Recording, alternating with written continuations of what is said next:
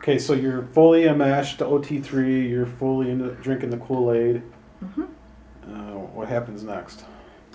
Okay, so what happens next is jump ahead a few years later. The IAS became this.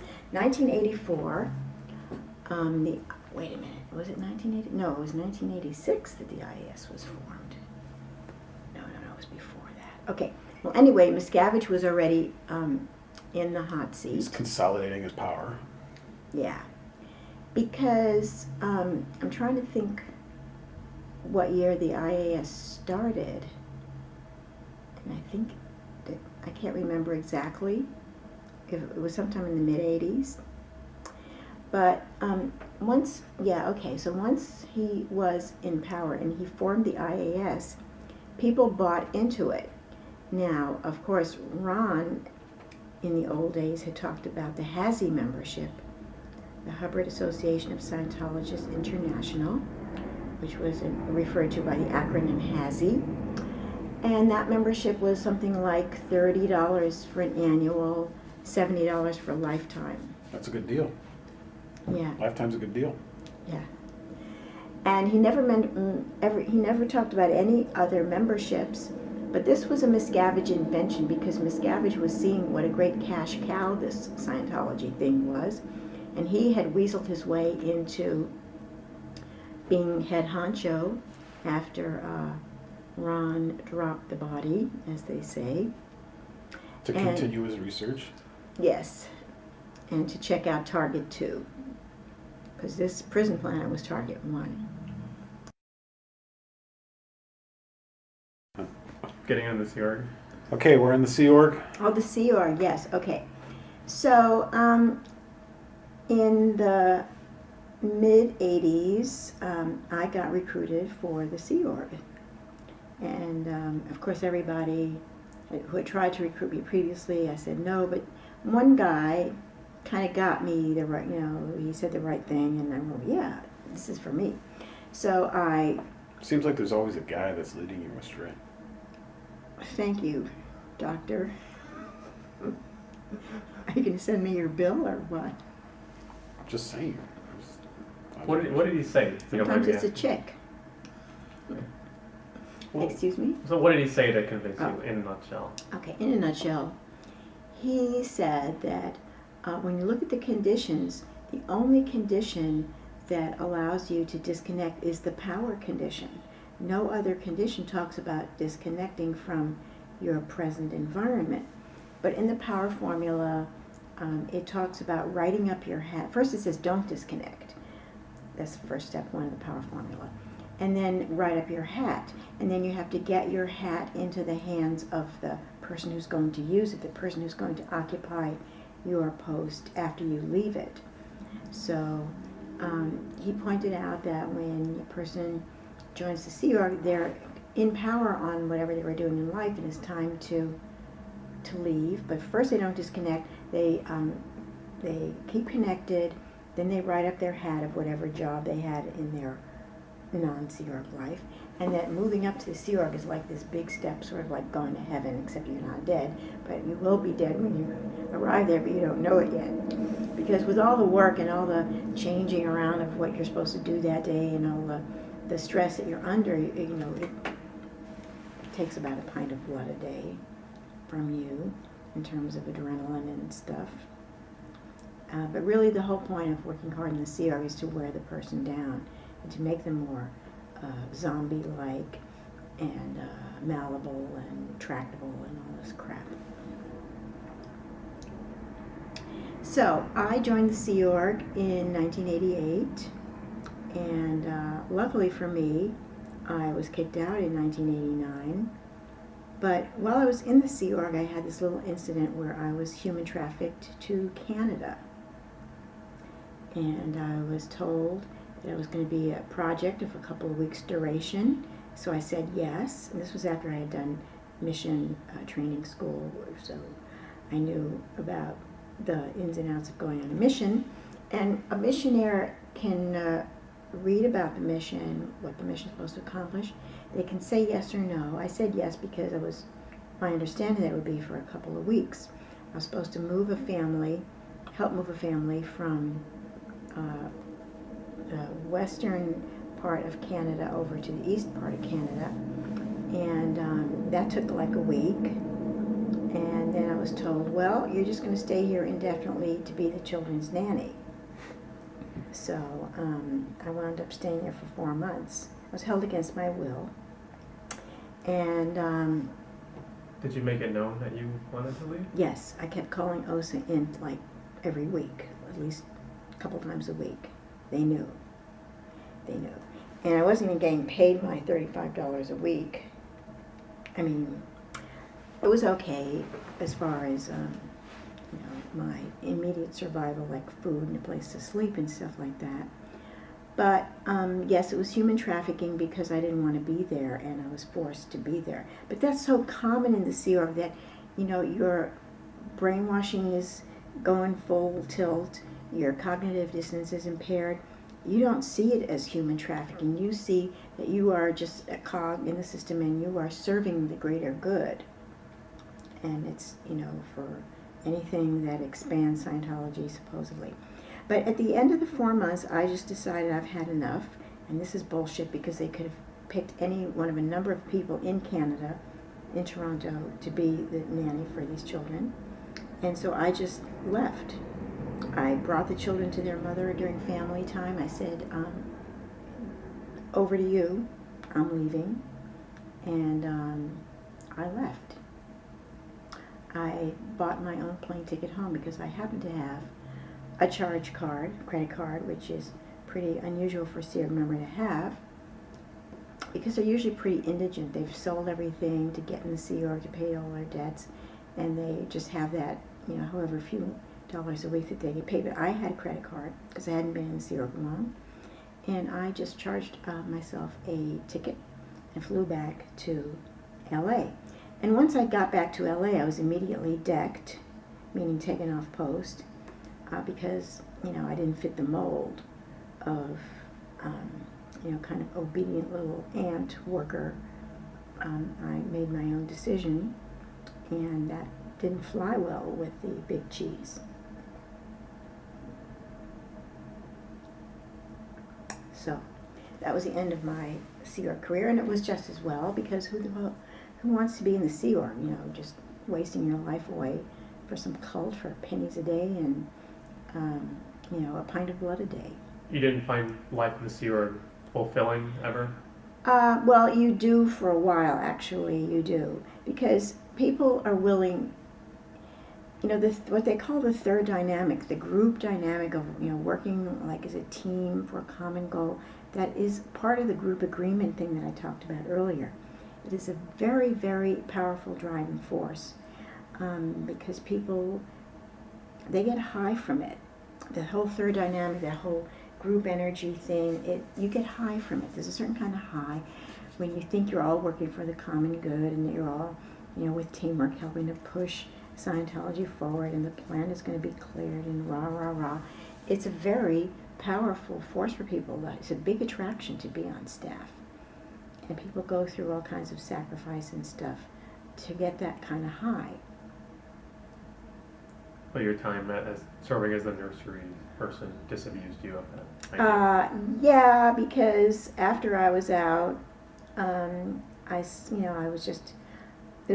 came back into normal life, normal cult life, just pretty quickly, and I just picked up from where I was. So yeah, it was no big deal because I thought, fine, there's other people that are being recruited, so let them do it. And then it was fine that I bailed from the Sea Org. Then, let's see. Okay, that was 1989. In 1990, I met a guy through the Affinity Exchange, which is the dating service thing. Yep. Okay, so you got fixed up with a guy from the Scientology dating service. Yeah, and he lived in Australia, so I went to Australia to be with him, and we were together for whatever it was, like a year and a half. And this guy was very gung-ho on getting me up the bridge. I was OT3 when I arrived in Australia. He paid for my OT 4, 5, 6, and 7, sent me off to Flag, and that's how I got to Flag, because I got this big push from him, and all the people in Australia and Sydney helped us with things so that I could go. And that's how I arrived at Flag in 1990 to start OT6. And people at Flag were, the public at Flag were grinding away on these courses. Just, we'd start around 9:30 a.m. and go to 10 o'clock at night. I couldn't make it to quite 10 o'clock at night because just my body wouldn't hold up for that long. So I would leave at about 8:30. I had gotten permission to leave at about 8:30 because it still was like an almost 12-hour day. And so I Where did you stay? off the base, Turner Street. This is a private residence? Yeah, Okay. on Turner Street, yeah. So, now they had this thing about living on the base, and this was really just another scam to get more money out of people, because people could easily rent a place in Clearwater for cheap, but the hotels were not cheap. But they gave you some short story about how, all those York members were needed there, and this, they didn't really produce any income, so it was expected that the Flag public would support them by staying in the hotels. They had it all kind of worked out to make you feel guilty, and it was just like a short story. The same way that they say that the IAS exists to, fund all these projects that help humanity and stuff, which is a load of crap because it's really Miscavige's slush fund. Then the same way they gave you some crap about why you had to live on the base. So the people got a lot of shit for not living on the base. They would get KR that had reports written on them. They had to go see ethics. They'd have to fight and be hassled. People were going through all kinds of sacrifice to even get to Flag and even to be at Flag and take all that time off of work and borrow all this money and stuff. So just to save some money, you'd think that it wouldn't be a big deal, but it was a big deal. They made it a big deal. The reason that I got around and was able to live in Clearwater as a local was because I was a local. Once I left Australia, I didn't have a home in Australia anymore because my ex gave up our little flat that we had there in Sydney. So we didn't have that anymore. So I couldn't go back to Australia because I didn't have any place to live there. I didn't live in LA anymore, so I really only lived in Clearwater. So I was a local, and that's why I was able to live locally without them hassling me about staying in a hotel. But any other trips that I made there, once I moved back to LA and came for services from LA, I had to stay in one of the hotels. So you're at Flag on course, Yeah. 12 hours a day. Yeah, about. Everything, do you see anything that upset you or didn't seem consistent with what they were saying about Scientology, anything like that? I probably did, but I can't think of it right now because I can't think of anything offhand. But the thing is that things that upset you, you cut a lot of slack when things don't seem right. Like there's a lot of the people who are in the church now, they know that a lot of stuff is wrong in the church, but they kind of don't see it. They kind of shove it under the rug because they are brainwashed. And like I said earlier, their cognitive dissonance is impaired. It's seriously impaired, so they will take a lot of crap because they think that it's for the greater good, or they rationalize it somehow that it's for the greater good, and that's why they put up with a lot of crap. There was a lot of crap because people were coming for 6-month checks who were on Solonas, which is supposed to take like about a week or 10 days or 2 weeks. They would stay there for months and months and months. And I'm sure the whole point of that was just to squeeze money out of them. But people weren't allowed to leave. And you have to have CS okay to leave, case supervisor. And the CS wasn't giving okay to leave because the CS was under orders to make the people stay. And of course, when they're staying on the base and they're using the hotels and eating the food and paying all these fees for auditing and all this other crap, that's money rolling in for Flag, and that's what they want. It's basically a money-making scam. Hello, duh, but you don't realize it then.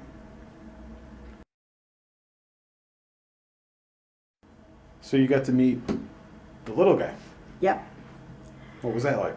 The little guy being, David David Miscavige. Miscavige, of course. Well, yes, I did get to meet him. It was in the mid-90s, and I was at Flag doing one of my interminable handlings about something or other that was out ethics.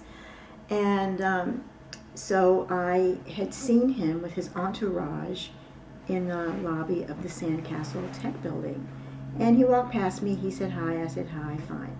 And then I took the shuttle to the coachman because I was trying to get a tape. I was on a program from the MAA, the ethics officer, and the ethics officer had wanted me to listen to a tape. They claimed not to have the tape in the Sandcastle Tech Building, so they said to go to the Qual Library, which was in the coachman. So after I said hi to David Miscavige in the lobby, I took the shuttle to the coachman, went into the Qual Library, and started hunting around for this tape that I was supposed to listen to. So I'm in the Qual Library for just a few minutes, and all of a sudden Miscavige walks in with his entourage. This is a different entourage, but it's some guys. And he looks at me in the library. He goes, "Hey, you!" He's pointing at me. And, this kind of shocked me because people, normally have been brought up to be quiet in the library because it's like a place where people study. So he's yelling like that, and I go, me. He goes, "Yeah, you! What are you doing in here?" And I said, "Well, I'm looking for a tape." He goes, "Didn't I just see you 10 minutes ago in the lobby of the Sandcastle?" And I said, "Yes." He says, "So what are you doing here now?" And he's hollering. So I said, "Well, could we take this outside?" Because, by that time, every eye in the Qual Library was kind of glued to me and to this discussion. So he said, "Oh, okay, yeah." So he takes me outside into the hallway, and he's got Guillaume on one side of him, Guillaume who of the Hole fame. But Guillaume, this is before Guillaume was in the Hole. Guillaume was just standing totally silent, but he was there. And then there was another guy whose name was Mr. I think it was Mark Ingber. I'm not sure what his last name was, but he looked like a little Jewish man. And so David, who, by the way, looked to be about 5'7" in his lifts, because I know my height, and so he looked like. So you're looking down at him? No, I'm like 5'3". I was probably wearing sandals that were maybe an inch heel, so I figure I'm like 5'4" or so, and he looked about 2.5, 3 inches taller than me. So he had his lifts on, those John Lobb shoes that you culties are paying for. John Lobb is like a hand custom-made, fancy-ass English producer of shoes. Custom-made, blah, blah, blah. So he's in his elevator shoes. And with his, so he looked like 5'7" because I kind of remember that.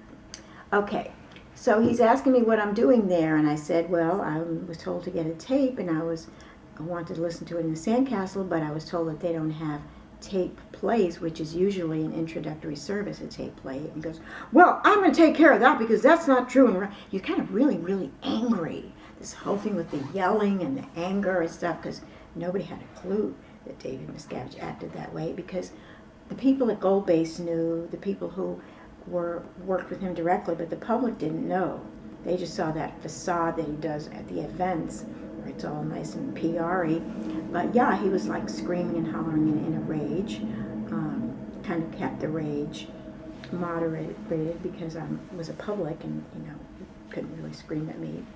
He was kind of just screaming in general in the library.